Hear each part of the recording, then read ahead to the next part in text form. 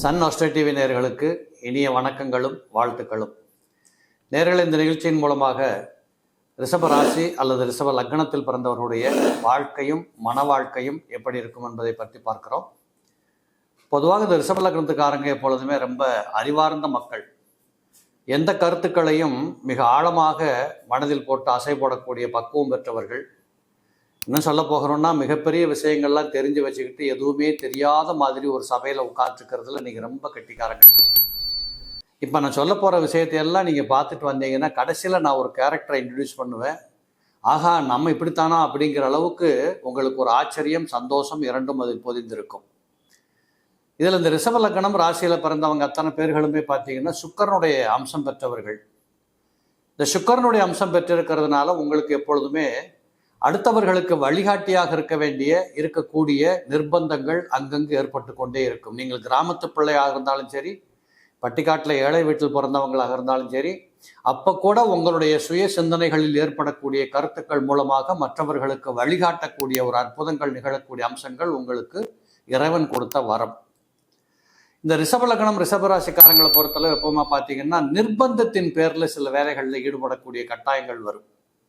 இந்த நிர்பந்தம் அப்படிங்கிறது நான் எதை சொல்கிறேன்னு கேட்டிங்கன்னா, ஒரு அழகான பையன், வசதி இல்லை, நல்ல வேலை இல்லை, ஒரு வசதியான வீட்டில் பொண்ணு இருக்குது, பொண்ணு கொஞ்சம் சுமாராக தான் இருக்கா, சரி கல்யாணம் பண்ணிடலாம், இப்படிங்கிற நிர்பந்தங்கள் ஏற்படலாம்.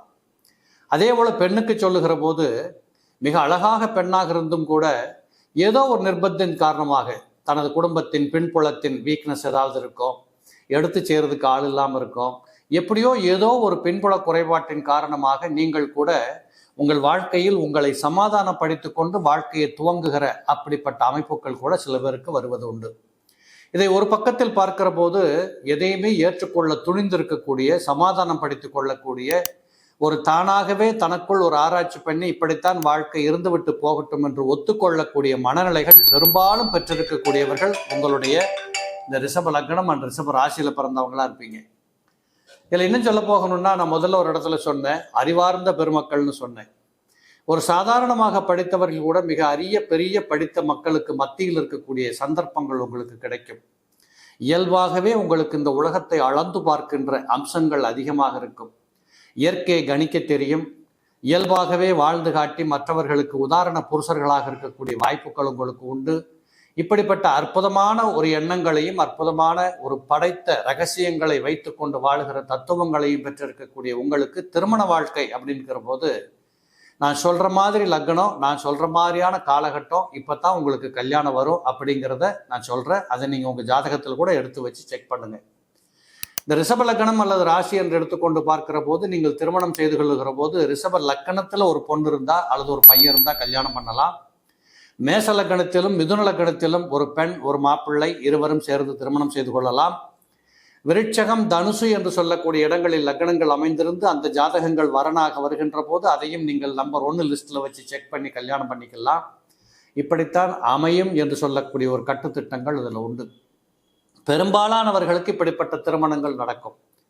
ஏனென்று கேட்டால், இந்த லக்னத்தில் பிறந்தவர்களுக்கு 2ஆம் பாவாதிபதி, 7ஆம் பாவாதிபதி, 11ஆம் பாவாதிபதி இந்த அமைப்புடைய கிரகங்கள் சாதகமாக பலன் செய்கின்ற காரணத்தினால இந்த சட்டத்திற்கும் விதிகளுக்கும் உட்பட்ட ஒரு கணவனை அல்லது ஒரு மனைவியை பெற்றுக்கொள்ளுகிற பாக்கியம் இந்த ரிஷபத்தில் லக்னமாக ராசியாக பெற்றவர்களுக்கு அநேகமாக இருக்கிறத நீங்கள் பார்க்க முடியும்.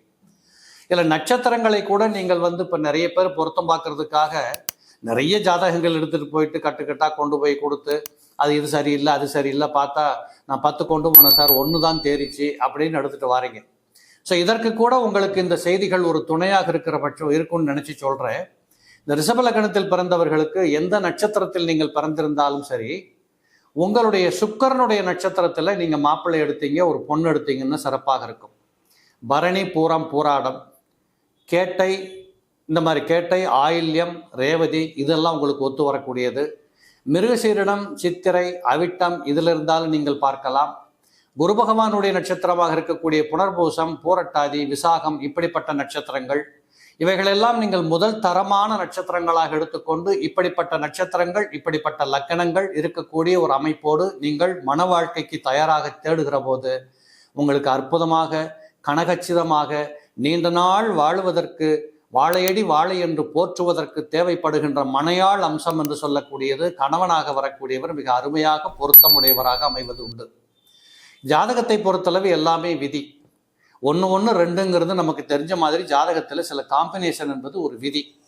அந்த அடிப்படையில் இந்த ரிஷபத்தில் லக்னத்திலோ ராசியிலோ பிறந்தவர்களுக்கு கல்யாணம் பண்ணுகிற போது கூட பார்த்தீங்கன்னா அநேகம் பேர்களுக்கு வைகாசி மாதத்துலையும் தை மாதத்துலையும் கல்யாணம் பண்ணக்கூடிய வாய்ப்புகள் வரும். சில பேர்கள் கார்த்திகை மாதத்திலும் திருமணம் செய்து கொண்டு சொல்கிறது உண்டு. இது ஒரு சில இடங்களில் மாறும். அதனால என்ன அப்படின்னு கேட்டிங்கன்னா, அந்த மணமகளாக கணவனாக வரக்கூடிய ஜாதகத்தில் இருக்கக்கூடிய அம்சத்தில் ஒரு சில பேர்களுக்கு கொஞ்சம் சில மாற்றங்கள் நிகழலாம். ஆனாலும் அடிப்படையாக இப்படிப்பட்ட மாதங்களில் நீங்கள் திருமணம் செய்து கொள்ளக்கூடிய வாய்ப்புகள் ஏராளமாக இருக்கும். இந்த ரிஷபத்தில் பிறந்தவர்களை பற்றி இன்னும் நான் சில கருத்துக்கள் போற்றி சொல்லுகின்ற போது, நீங்கள் எங்கிருந்தாலும் ஒரு தகராறு வருதுன்னா அந்த 2 பேரையும் கூப்பிட்டு வச்சு பேசி சமாதானப்படுத்தல ரொம்ப கெட்டிக்காரங்க. யார் உங்களை ரொம்ப மதிக்கிறாங்களோ அவங்களுக்கு கடைசி வரைக்கும் துணையாக இருந்து அவர்களை காப்பாற்றுவதில் நீங்கள் மிகப்பெரிய அரிய கெட்டிக்காரங்களா இருப்பீங்க. எல்லா விஷயங்களும் நாட்டு நடப்பிலிருந்து குடும்பம் வரைக்கும் கடுகட்டப்பா வரைக்கும் என்ன நடக்கும் என்று சொல்லக்கூடிய அனைத்து விஷயங்களையும் அருமையாக புரிந்து வைத்திருக்கக்கூடிய சாதுரிய எண்ணங்கள் உங்களுக்கு உண்டு.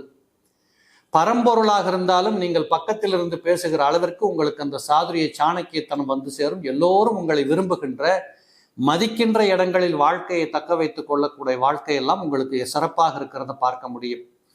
பெரும்பாலும் இந்த ரிஷப லக்னம் ரிஷபராசியில் பிறந்தவர்களை பொறுத்தளவு தலைமையை அலங்கரிக்கக்கூடிய சித்தாந்தங்களில் ரொம்ப பெரியவங்களுக்கு பக்கத்தில் உட்கார்றது, தீர்ப்பு சொல்றது, சட்டத்தரணிகளாக இருப்பது, ஒரு நியாய அதர்ம விஷயங்களில் நீங்கள் சரியான நிலைப்பாடு எடுப்பது, இப்படிப்பட்ட நிறைய விஷயங்கள் இந்த ரிஷபத்தில் பிறந்தவர்களுக்கு கைதேர்ந்த இயற்கை கலையாகவே உங்களுக்கு பக்கத்தில் இருக்கும்.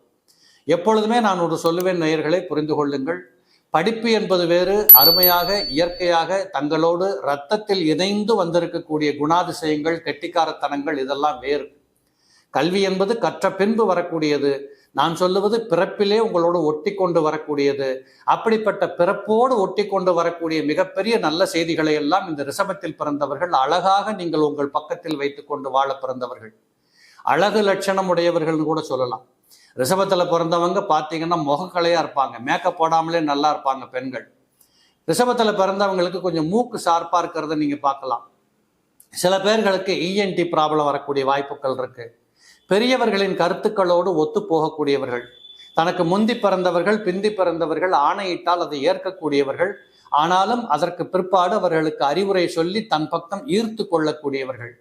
இப்படிப்பட்ட அநேக செய்திகளை உடைய இந்த ரிஷபத்தில் பிறந்தவர்கள் எப்பொழுதுமே வாழ்க்கையை அனுபவித்து வாழ பிறந்தவர்கள். இயற்கையை ரசிக்கக்கூடியவர்கள், இன்பமாக வாழக்கூடியவர்கள், இப்படி அனுபவித்து வாழ பிறந்தவர்களாக இருப்பீங்க. அது மட்டுமல்ல, இந்த திருமண வாழ்க்கையை பொறுத்தளவு நான் முதல்லே சொன்னேன், ஏதோ ஒரு நிர்பந்தத்தின் காலமாக கல்யாணம்னு சொன்னேன். இப்பெல்லாம் நிறைய இந்த மாதிரி நிர்பந்தங்கள்ல கல்யாணம் நடக்குது. ஒரு பையன் ஒரு பொண்ணை லவ் பண்றாரு, ஆனா அந்த வீட்டுக்கு தெரியாம அந்த வீட்டுக்காரங்க அந்த பொண்ணுக்கு ஒரு கல்யாணம் நிச்சயம் பண்றாங்க.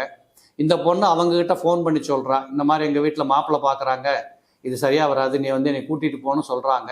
இப்படி அந்த பையன் தடபுடலா பேசி ஒரு கல்யாணத்தை பண்ணிட்டு போக ஒருத்தர் மன கஷ்டப்பட ஒருத்தர் மன சந்தோஷப்பட இப்படிப்பட்ட நிகழ்வுகள் இந்த ரிஷபத்தில் பிறந்த பிள்ளைகளுக்கு நிறைய நடக்கிறது உண்டு.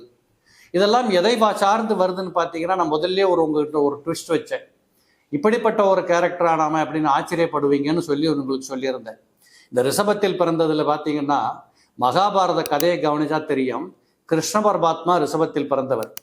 ரிஷபத்தில் பிறந்த கிருஷ்ண பரமாத்மாவோட கல்யாணம் எப்படி நடந்தது, அவருடைய வாழ்க்கை எப்படி இருந்தது, அவர் எப்படியெல்லாம் இந்த வாழ்நாளில் தன்னோட வாழ்நாளை தியாகம் பண்ணி கொண்டு மற்றவர்களுக்காக வாழ்ந்தார், எப்படியெல்லாம் பழிச்சொற்களை சுமந்தார், இப்படியெல்லாம் பார்க்கின்ற போது இந்த ரிஷபத்தில் பிறந்தவர்களுக்கும் இதே போல சந்தர்ப்ப சூழல்கள் நிறைய வருவது உண்டு.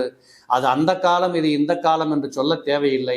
எந்த காலத்திற்கும் பொருந்தி வரக்கூடிய இந்த ஜோதிட சாஸ்திரம் இன்றைக்குள்ள பிள்ளைகளுக்கும் இப்படிப்பட்டதுதான் சொல்ல வேண்டியது உள்ளது. இந்த அடிப்படையில் ரிஷபத்தில் பிறந்தவர்கள் இந்த வாழ்நாளில் இப்படியெல்லாம் இருப்பீங்க.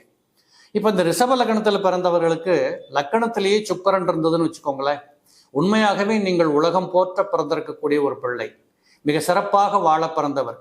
குறிப்பாக தொழில் ரீதியாக மிகப்பெரிய வெற்றி பெற முடியும், தொட்ட தொழில்களில் மிகப்பெரிய நன்மைகளை பெற்றுக்கொள்ள முடியும்.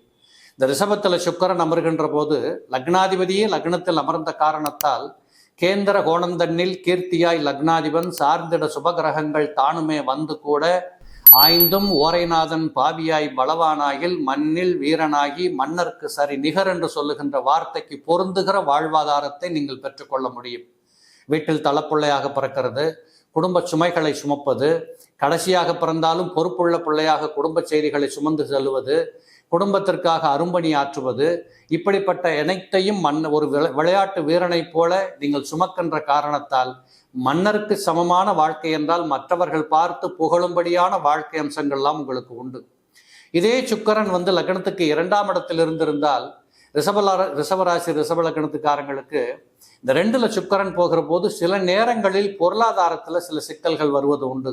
அதுவும் குறிப்பாக இளமையிலே சில கஷ்டங்களை அனுபவித்து விட்டு பிற்பாடு வருகின்ற வயதுகளிலே ஒரு 30-35 வயதுகள் வரைக்கும் அதற்கு பின்னாடி அந்த இண்டிவிஜுவல் இண்டிபெண்ட் அப்படின்னு சொல்லக்கூடிய நீங்கள் எதையும் செய்யலாம், உலகம் ஏற்றுக்கொள்ளும் என்கிற வயது வருகிற போது உங்களுடைய வாழ்க்கை பிரகாசமாக இருக்கிறத பார்க்கலாம். இந்த ரிஷபத்துக்கு 2ஆம் இடத்துல சுக்கிரன் போகிற போது சில பேர்களுக்கு பூர்வீகத்தில் இருக்க பிடிக்காது, ஊரை விட்டு போகிறவங்களா இருக்கிறதெல்லாம் உண்டு. இந்த லக்னத்திற்கு 3ஆம் இடத்துல போய் சுக்கிரன் லக்னாதிபதி அமர்கின்ற காரணத்தால் நிறைய வாக்குஸ்தானம் பல பெற்றிருக்கும். அதாவது கவிதை பாடக்கூடிய எண்ணங்கள் வரும். அதே மாதிரி சொல்லுவாங்க, இந்த லக்னத்துக்கு 2-3ல் சுக்கிரன் வந்துட்டா இசை சம்பந்தப்பட்ட அறிவை பெற்றுக்கொள்ளக்கூடியவர்கள்னு பேர். இசை ஞானம் அவர்களுக்கு கட்டாயம் வரும், கற்றுக் கொடுக்காமலே வரும். இந்த பிள்ளைகளுக்கு கற்றுக் கொடுத்தால் மிக சிறப்பாக கற்றுக்கொள்ளக்கூடிய பிள்ளைகளாக இருக்கும். சில இடங்களில் கண் கோளாறுகளை காட்டக்கூடிய வாய்ப்புகள் கொஞ்சம் வரும். 3ஆம் இடத்துல போய் சுக்கிரன் இருந்துட்டா பொம்பளை பிள்ளைகளா சில குடும்பங்களில் பிறக்கிறது உண்டு. அப்படிப்பட்ட அம்சத்துல இந்த ஜாதகத்திற்கு பின்னாடியும் ஒரு பெண் பிள்ளை பிறந்தாலும் ஆச்சரியப்படுவதில்லை என்று சொல்லுகின்ற கருத்துக்கள் இங்கு சில ஜாதகங்களுக்கு பொருந்தும். 4ஆம் இடத்திலே போய் சுக்கிரன் அமர்ந்து லக்னத்திற்கு 4ஆம் இடத்திலே சிம்மத்தில் சுக்கிரன் அமர்கின்ற போது கண்டிப்பாக உங்களுக்கு நல்ல ஒரு பாப்புலாரிட்டி அப்படிங்கிறது கிடைக்கும்.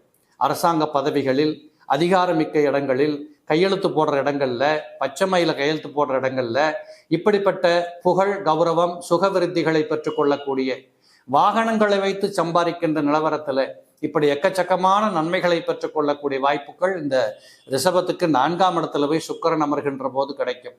அவர் 10ஆம் இடமாக இருக்கக்கூடிய கும்பத்தை பார்க்கின்ற காரணத்தால் பெரும் பதவிகளை அலங்கரிக்கக்கூடிய வாய்ப்புகள் நிறைய பேருக்கு இருக்கிறது உண்டு. இவர்களில் சில பேர் சினிமா துறைகளை நாடி செல்லக்கூடியவர்களாக இருப்பாங்க.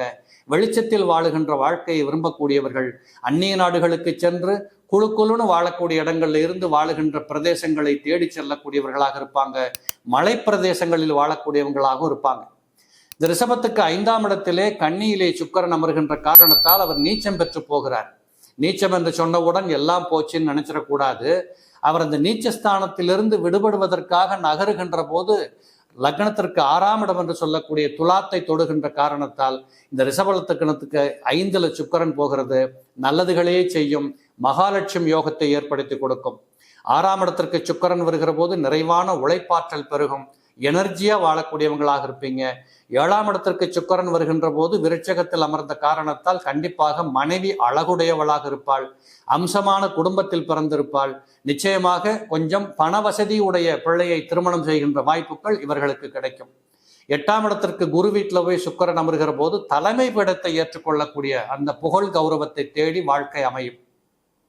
9ஆம் இடத்திலே சுக்கிரன் அமர்கின்ற போது நிச்சயமாக சொத்து பத்துகளோடு நிறைய கப்பல் வாங்கி ஓட்டலாங்கிற அளவுக்கு பெரிய கம்பெனிகளுக்கு முதலாளி ஆகக்கூடிய வாய்ப்புகளை கொடுக்கும். 10ஆம் இடத்தில் சுக்கிரன் அமர்கிற போது மிக இனிமையான, நமக்கு கீழே ஒரு 1000 பேர் வேலை செய்கிறாங்க, நம்ம தான் முதலாளி, இப்படி சொல்லுகிற அளவுக்கு பெருத்த வாழ்க்கையை கொடுக்கும். 11ஆம் இடத்திலே சுக்கிரன் அமர்கின்ற போது உச்சம் பெறுகின்றார். 11ஆம் இடம் என்பதே இயற்கை ஸ்தானம்னு சொல்லுவோம், சிவன் குடியிருக்கிற இடம்னு சொல்லுவோம். அப்போ உங்களுக்கு இறை அனுகூலத்தோடு வாழ்க்கை மகிழ்ச்சியை கொடுக்கும். 12ஆம் இடத்தில் சுக்கிரன் அமர்கின்ற போது உறுதியாக உங்களுடைய அயன சயன புகழ் போகபாக்கியம் அதிகரித்து வாழ்க்கை இன்பமயமாக செல்லும். ஏன் பிறந்தோம், எதற்கு பிறந்தோம், எப்படி இருந்தோம் என்று கடைசி காலகட்டத்தில் நீங்கள் பிரமாதமாக உங்களை பற்றி ஒரு நினைவை அசை போட்டு கொள்ளக்கூடிய அளவிற்கு வாழ்க்கை அமையும். நேர்களே, இதுபோல அடுத்த லக்னத்தில் உங்களை சந்திக்கின்ற வரை நன்றி கூறி விடைபெறுகிறேன். நன்றி, வணக்கம்.